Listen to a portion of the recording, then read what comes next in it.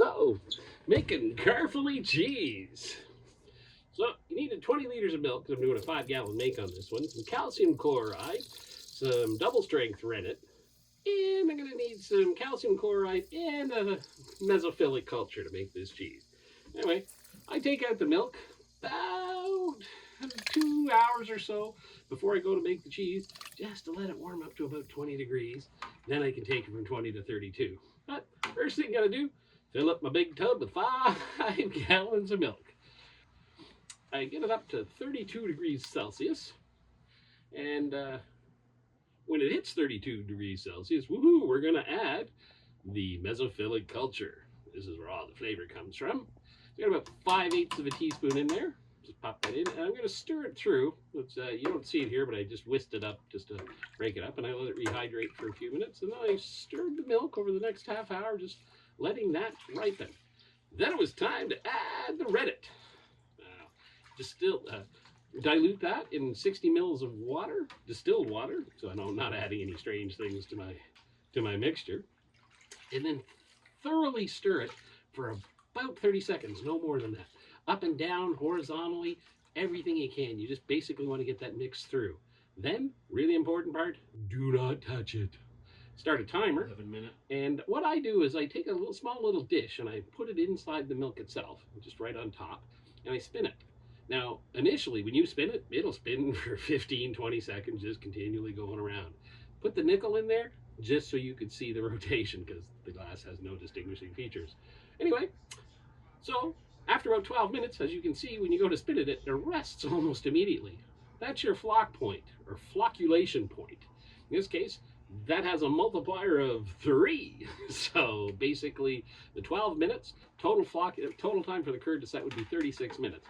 We've already eaten up 12, so 24 minutes set the timer for. At the end of that 36 minutes total from when you first added rennet, the curd should be set. You're going to test for a clean break, make sure it's not all jaggedy and stuff like that, and you're ready to cut it. Now, I love my curd cutter. It actually can be done vertically or horizontally just by removing the wire rack from the food safe plastic handle and just reorienting it horizontally versus vertical. Now here I'm just gently moving through at a horizontal cut. So I'm doing like layers all the way down to the bottom of the container. And as it turns out, my curd cutter fits my container with 5 gallons of milk in it perfectly. So it goes pretty much to the bottom, so I know I'm cutting the curd all the way through. Then, once I do all the horizontal cuts, you see I can just take it, pull off the handle, and then just turn it 90 degrees, put it on, and then I can do vertical cuts. That way, if you do 2 passes, one lengthwise, one widthwise, that gives us our cubes. So here we go, doing some vertical. And you'll see actually when it starts to get stirred how good this works. I'm probably the best curd cutter I've had to date. I like this guy. So, just finishing up the horizontals here. This will be the last one that goes widthwise. And then we'll just run 2 vertical cuts all the way up the length. First one, and then we're going to do the second one. Now the neat part about what happens here is when you cut the curd, basically you're increasing the surface area of each individual curd, which allows them to expel their whey just a little better as opposed to one big solid mass. Smaller the curd cut, the more liquid gets expelled because of the greater surface area per cube. Now, as you can see, as you slowly and gently move this through, because you're not trying to break the curds, you're just trying to separate them from each other. As you can see, all the little curds form nice little squares. They contain quite a bit of whey at this point, so you got to be careful. And you just want them to gently expel that extra whey. To a point.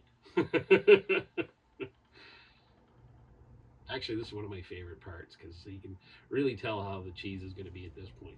And this one, pretty good one. The curds are maintaining their shape. They're not breaking down, which means that even though I use pasteurized milk and fortify it with some calcium chloride, it can still be a little iffy sometimes. But in this case, looks like it's holding up well. So just going to stir that for a little bit, make sure it's all broken up, and do a little bit of vertical, a bit of a horizontal, and just be gentle. Now we're going to raise the temperature to 35 degrees Celsius over the next 30 minutes. You don't have to stir constantly, and every few minutes, Give them a little stir just to prevent the curd from matting together. And you'll notice as you let it rest, the curds will actually settle underneath the whey, and it becomes kind of, well, as you can see, you just see whey for the most part. Keep giving it a stir. Like I said, every few minutes. Then boom, hit 35. Now we're just going to cook the curd for another 30 minutes. Again, just stir occasionally. And then after the 35 minutes, we're going to drain the whey. I got a 5-gallon container and it pretty much fills it.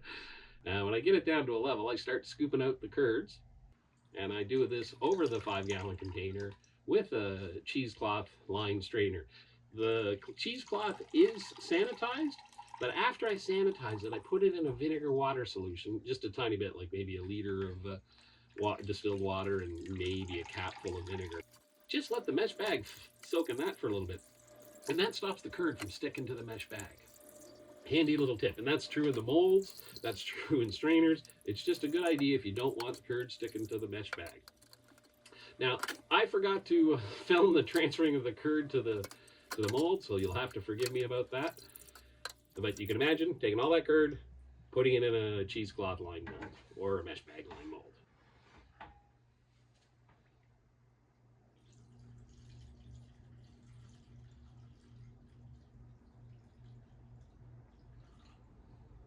Like I've done here. Woohoo, there it is. It's all done up. Now I put a bucket underneath the mold to collect the excess whey, because there's going to be some excess whey at this first time. Now that was pressed under 1 kilogram. Just a lightweight, just to form the cake itself and get a good idea. But one of the steps with the Caerphilly is to mill it. You're not going to do a full cheddaring where you're cutting it into layers and swapping them all around a couple of times. With this guy, because it's cheddar-esque, you just got to give it a little milling. So I'm going to take the cake out of the bag, and as you'll notice, the mesh bag does not stick to the curd at all.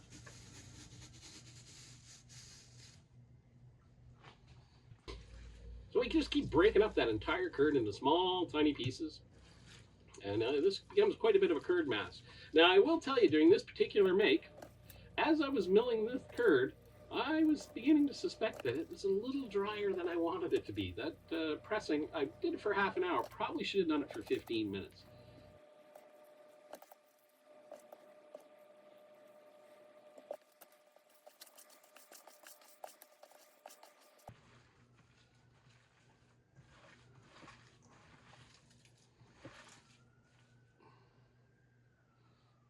I'm going to put it back into a cheesecloth lined mold.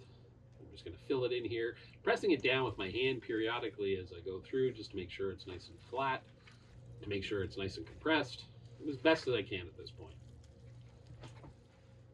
But it's starting to look good, even though it looks kind of raggedy. And again, I will tell you, I was a little tiny bit concerned about the dryness of the curd. It's not dry by any stretch of the imagination, but I would have liked a tiny bit more moisture in the curd right about now. But nothing I can do about it at this point, so lay on. Once I get all the milled curd ladled into the mold, then we're just going to put the follower on it and put it under pressure once again. With the follower, the top of the mold, I use a separate cheesecloth, so I'm not trying to fight between the two, and it's pretty easy to get my shape. So back under another kilogram for another 30 minutes.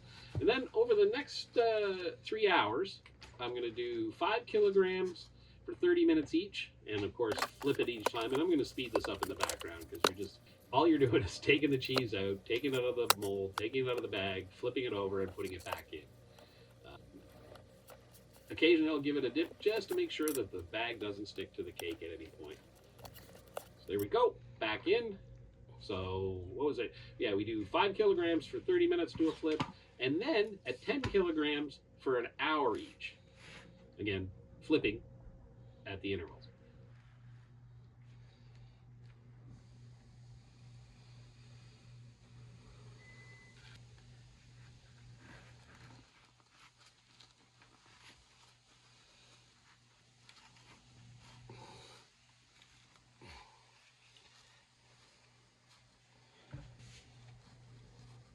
Then the final bit of pressing will be 30 kilograms, and that's for about 8 hours each. So that'll take me overnight. typically, and I flip halfway through just to make sure. By this point, I've also removed the mesh bag simply because it doesn't need it anymore. The sides of the cheese are smooth enough that it can come in and out quite easily. So pretty happy with that. And there we see the wheel coming out of the mold. And I gotta admit, there was a lot of mechanical holes on this. It was kind of looking more like a blue cheese with all the crevices and cavities in it to start out with. So again, I was going, oh, this is going to be a drier cheese than is typical for a Caerphilly, which doesn't mean it's going to be bad because it is a crumbly cheese to begin with. Just being a slightly bit drier, just make it a bit more crumbly. Here we go, follower on, another 30 kilograms for another 8 hours. I did this in the middle of the night, so it would be ready the next morning.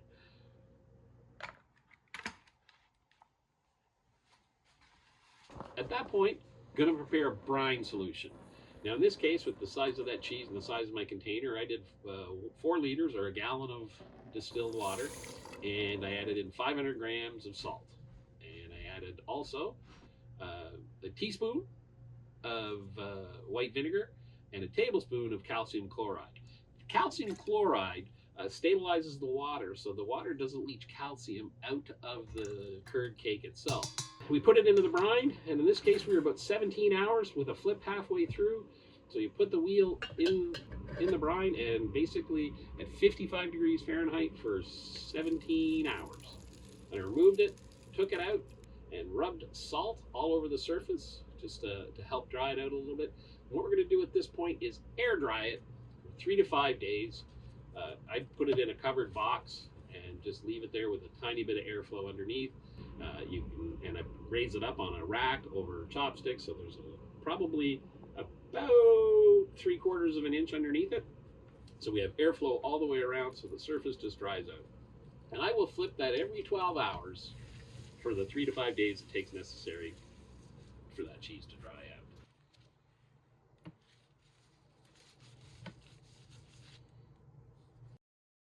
Goes into the cave, which I maintain at 55 degrees at about 70-75% humidity, closer to 75% most of the time.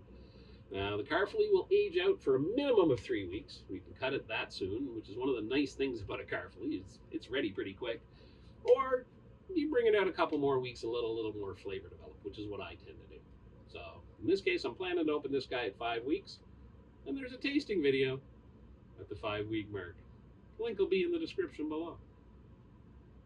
Enjoy making a cheese, guys.